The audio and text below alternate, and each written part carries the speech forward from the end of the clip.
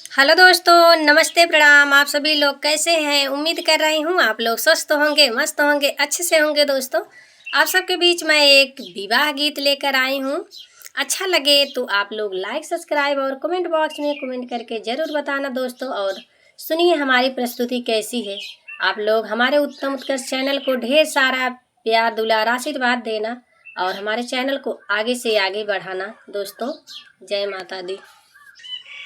पापा के खेतवा में उपजे हरा दिया हो, भैया जे बैठे रखवार जी।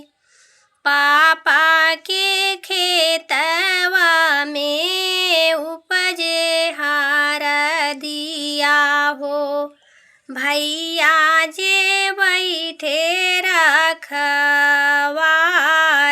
जी।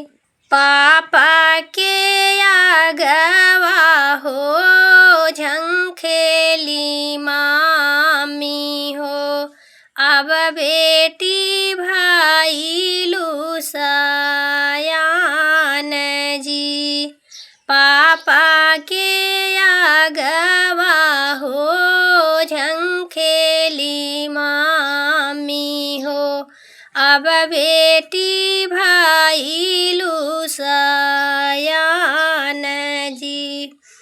कचे कचे बासवा कटावाई जानक जी हो, पनवान मारो छावाई जी।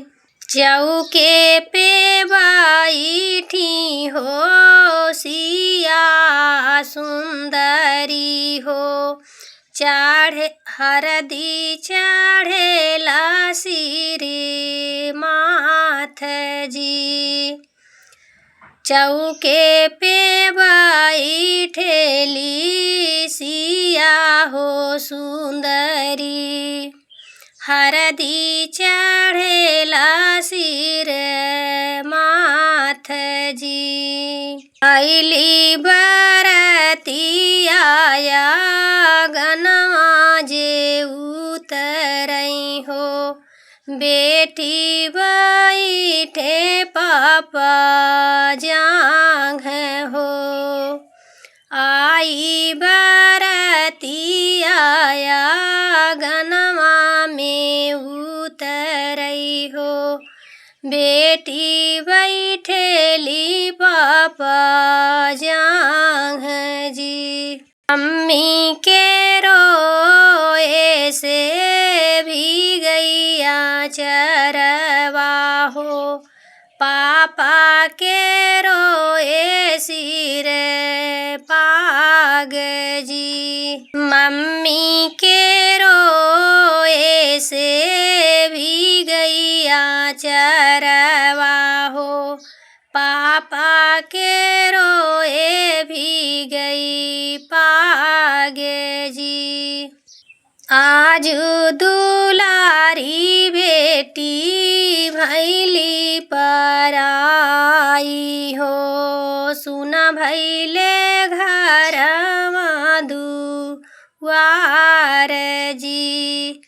आज दुलारी बेटी होई है पराई हो, सुना भाई घरवा दुआर जी।